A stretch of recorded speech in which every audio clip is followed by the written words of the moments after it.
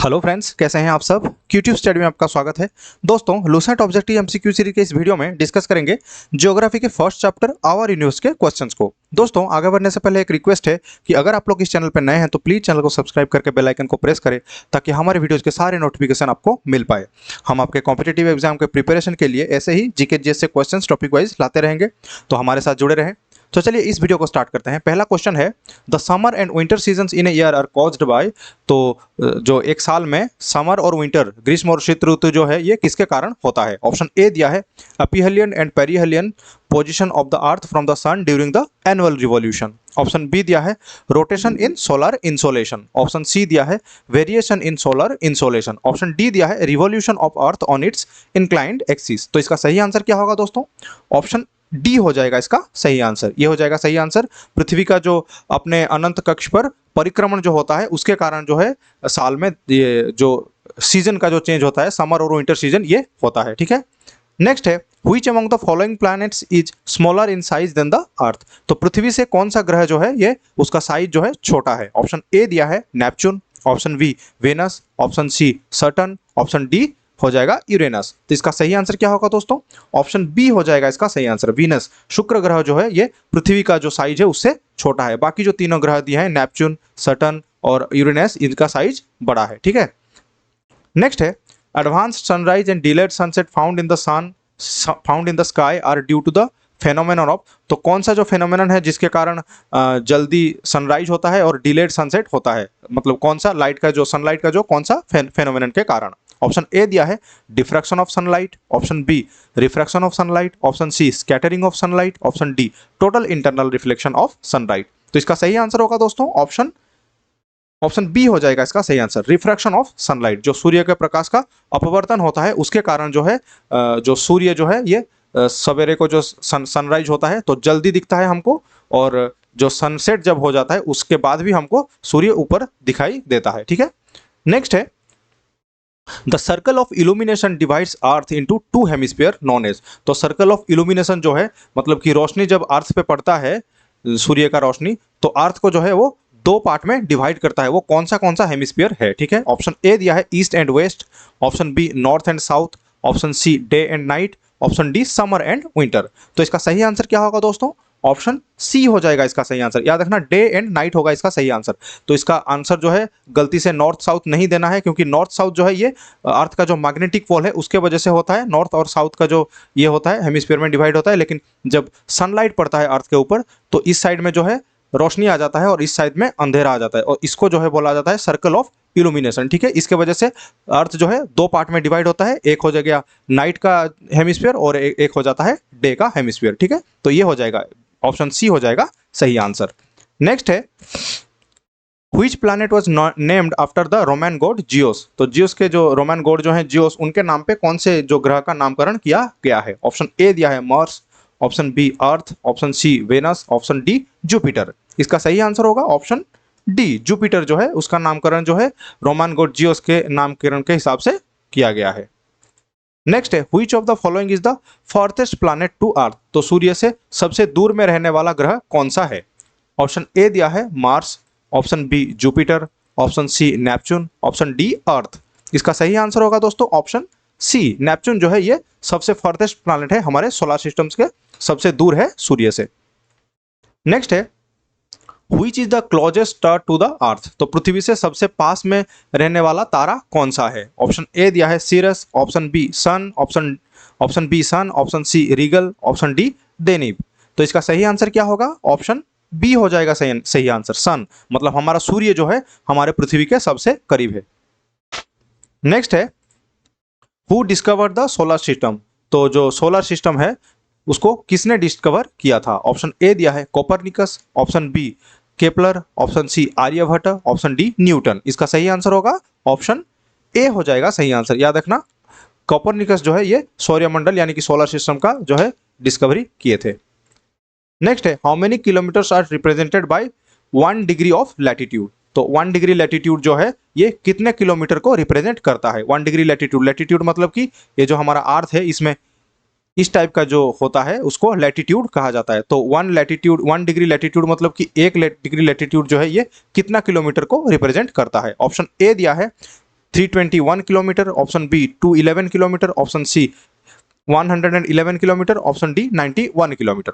तो इसका सही आंसर क्या होगा? ऑप्शन सी हो जाएगा सही आंसर। 111 किलोमीटर जो है 111 किलोमीटर जो है ये 1 डिग्री लैटिट्यूड जो है उससे रिप्रेजेंट किया जाता है। मतलब 1 डिग्री लैटिट्यूड अगर हम लोग मूव करते हैं, इसका मतलब है कि हम लोग 111 किलोमीटर जो है मूव किए, 111 किलोमीटर।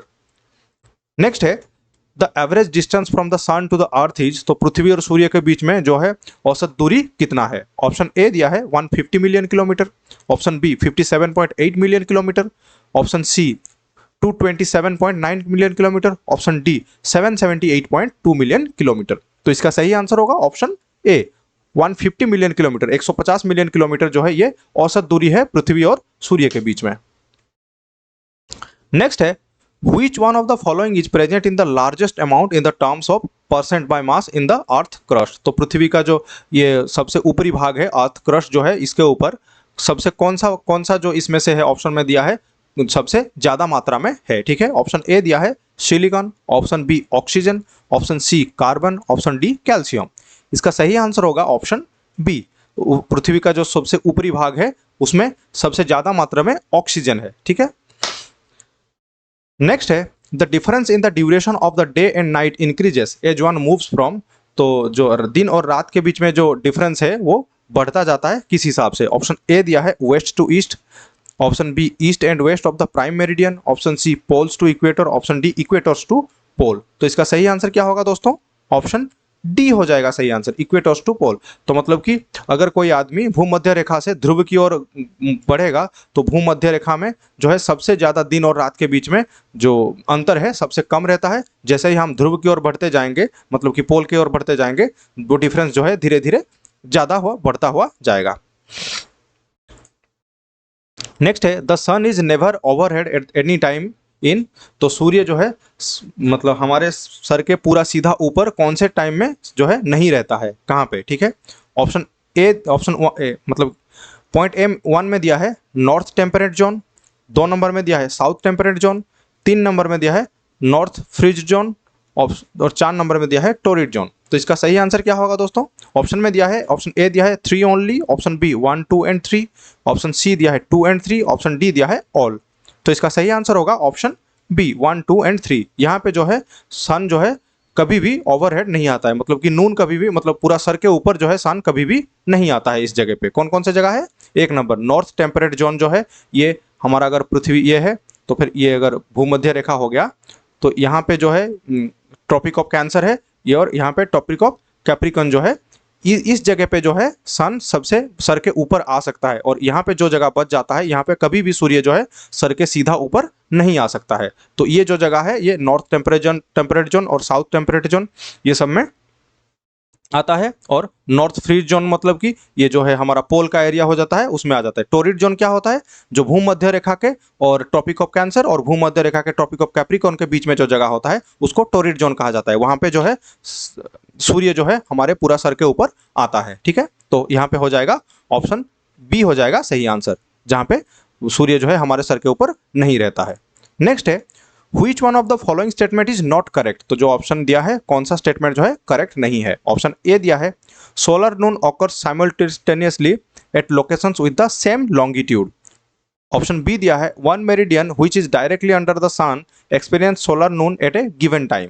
ठीक है, ऑप्शन सी दिया है place having same longitude experience solar noon at different times. Option D दिया है solar noon occurs at different times at location with the same latitude. ठीक है, तो इसका सही आंसर क्या होगा? तो कौन सा स्टेटमेंट जो है करेक्ट नहीं है बोला है। ठीक है, कौन सा स्टेटमेंट करेक्ट नहीं है? तो इसका सही आंसर हो जाएगा ऑप्शन सी हो जाएगा सही answer, place having same longitude experience solar Noon at different time. Longitude मतलब कि अगर ये अर्थ है तो इसका लॉन्गिट्यूड ये हो जाएगा, ये जो हमारा जो सर्कल्स का होता है इसको कहा जाता है लॉन्गिट्यूड। ठीक है, इसको कहा जाता है लॉन्गिट्यूड। तो अगर अर्थ ये अर्थ हो जाता है और ये एक लॉन्गिट्यूड है तो यहाँ पे जितने भी जगह होगा सभी जगह पे जो नून जो है ये एक ही समय में होगा। ठीक है, 12 बजेगा, मतलब नून जो है वो एक ही समय, दोपहर जो है एक ही समय में होगा। तो यहाँ पे लेकिन कहा है कि मतलब कि डिफरेंट टाइम में ये सोलर नून होता है, तो ये जो स्टेटमेंट है गलत है। यहाँ पे सेम टाइम में होता है, होना चाहिए था। नेक्स्ट है variations in the length of day time and night time from season to season are due to, तो डे और नाइट टाइम का जो वेरिएशन है सीजन के सीजन हिसाब से वो किसके कारण होता है, ठीक है। ऑप्शन ए दिया है the earth rotation on its axis. Option B दिया है the earth revolution round the sun in an elliptical manner. Option C दिया है longitudinal position of the places. Option D दिया है revolution of the earth on a tilted axis. तो इसका सही answer क्या होगा दोस्तों? ऑप्शन बी हो जाएगा इसका सही answer, the earth revolution round the sun in an elliptical manner. तो अर्थ का जो रिवॉल्यूशन अराउंड द सन है उसके कारण जो है दिन और रात के बीच में जो ये वेरिएशन है, जो लेंथ का वेरिएशन है, ये होता है सीजन टू सीजन। नेक्स्ट है what is the time taken by the earth to complete one rotation on its imaginary axis. तो अर्थ का जो एक्सिस है, हमारा जो अर्थ का एक्सिस है, उसके चारों तरफ अर्थ को एक चक्कर लगाने के लिए कितना टाइम टोटल लगता है। ऑप्शन ए दिया है 24 hour 37 minute 23 second. Option B दिया है 24 आवर। ऑप्शन सी दिया है 23 hour 56 minute 4 second. Option D दिया है 23 आवर 52 मिनट्स। तो इसका सही आंसर क्या होगा दोस्तों? ऑप्शन सी हो जाएगा इसका सही आंसर। मतलब कि पृथ्वी जो है अपना जो इमेजिनरी एक्सिस है उसके चारों तरफ एक बार घूमने के लिए कितना टाइम लेता है? 23 घंटा 56 मिनट और 4 सेकंड, जिसको हम लोग बोलते हैं एक दिन का पूरा 24 घंटा जब जिसको बोला जाता है, वो एक्चुअल में क्या है? एक दिन जो है 23 घंटा 56 मिनट 4 सेकंड है, ठीक है। नेक्स्ट है the tropic of Cancer does not pass through. तो ट्रॉपिक ऑफ कैंसर जो है इनमें से कौन से देश के थ्रू पास नहीं होता है, कौन से कंट्री के थ्रू पास नहीं होता है? ऑप्शन ए दिया है India. Option B Egypt. Option C Mexico. Option D Iran. तो इसका सही आंसर क्या होगा दोस्तों? ऑप्शन डी हो जाएगा इसका सही आंसर। ईरान के थ्रू जो है ट्रॉपिक ऑफ कैंसर पास नहीं करता। ईरान कहाँ पे है? अच्छा, ट्रॉपिक ऑफ कैंसर जो है ये अगर अर्थ हो गया, अगर ये हो गया भूमध्य रेखा, तो ऊपर यहाँ पे जो है ये इसको ट्रॉपिक ऑफ कैंसर कहा जाता है। तो ये ट्रॉपिक ऑफ कैंसर जो है ये ईरान जो कंट्री है इसके थ्रू पास नहीं करता है। नेक्स्ट है how does the sun get his energy. तो सूर्य को जो है उसका ऊर्जा कैसे मिलता है, कौन से प्रोसेस से मिलता है? ऑप्शन ए दिया है from gravitational pressure. Option B from nuclear fission. Option C from nuclear fusion. Option D none of the above. तो इसका सही आंसर क्या होगा दोस्तों? ऑप्शन सी हो जाएगा इसका सही आंसर। न्यूक्लियर फ्यूजन के कारण जो है सूर्य को जो है खुद को उसको अपना ऊर्जा प्राप्त होता है। नेक्स्ट है which of the following statements regarding the duration of day and night is correct. तो duration of day and night, दिन का जो ड्यूरेशन है, रात का जो ड्यूरेशन है, उसके ऊपर कुछ स्टेटमेंट दिया है, कौन सा स्टेटमेंट इसमें से करेक्ट है? ऑप्शन ए दिया है difference is least near the equator and progressively increase away from it, ठीक है। ऑप्शन बी दिया है difference is maximum at the equator and progressively decreases away from it. Option C दिया है difference is least at the tropics and progressively increases toward the equator and poles. Option D दिया है difference is maximum at the tropics and progressively decreases toward the equator and पोल। तो दिन और रात जो है उसके ऊपर ये स्टेटमेंट दिया है। इसका सही आंसर क्या होगा दोस्तों? ऑप्शन ए हो जाएगा सही आंसर। दिन और रात के बीच में जो अंतर है वो सबसे कम होता है इक्वेटर में। वो जो भूमध्य रेखा है वहां पे दिन और रात के बीच में सबसे कम अंतर रहता है, और वो जो अंतर है वो धीरे धीरे जैसे ही हम इक्वेटर से मतलब भूमध्य रेखा से धीरे धीरे ध्रुव की तरफ गति करेंगे, ध्रुव की तरफ जाएंगे, तो वो जो डिफरेंस है दिन और रात के बीच में वो बढ़ता हुआ जाएगा, दिन और रात का बीच में जो ड्यूरेशन है, ठीक है। तो ये ऑप्शन ए हो जाएगा सही आंसर। नेक्स्ट है ऑन डिसंबर 22 द सन। तो डिसंबर 22 को सूर्य के ऊपर जो स्टेटमेंट दिया है देखते हैं। स्टेटमेंट 1 दिया है is not visible at north pole.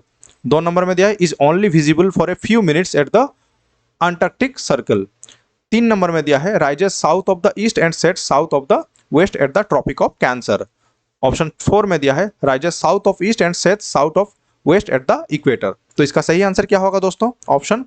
Option में दिया है, ऑप्शन ए दिया है 1 and 3 correct. Option B 2, 3 and 4 correct. Option C 1, 3 and 4। Option D दिया है ऑल। तो इसका सही आंसर होगा ऑप्शन सी 1, 3 एंड 4 जो है ये तीनों स्टेटमेंट जो है ये करेक्ट स्टेटमेंट, सही स्टेटमेंट है। मतलब कि एक नंबर जो है दिया है is not visible at north pole. तो मतलब कि दिसंबर 22 जो है ये, अगर ये अर्थ है और ये हमारा हो गया भूमध्य रेखा, तो दिसंबर 22 जो है उस टाइम पे सूर्य का जो किरण है वो साउथ हेमिस्फीयर पे सबसे ज्यादा रहता है, याद रखना। तो इसका मतलब कि दिसंबर 22 जो है साउथ हेमिस्फीयर में सबसे लंबा दिन होता है। साउथ हेमिस्फीयर में दिसंबर 22 जो है सबसे लंबा दिन होता है। तो इसके कारण जो है नॉर्थ हेमिस्फीयर पे जो है नॉर्थ पोल पे सूर्य जो है विजिबल नहीं होता है।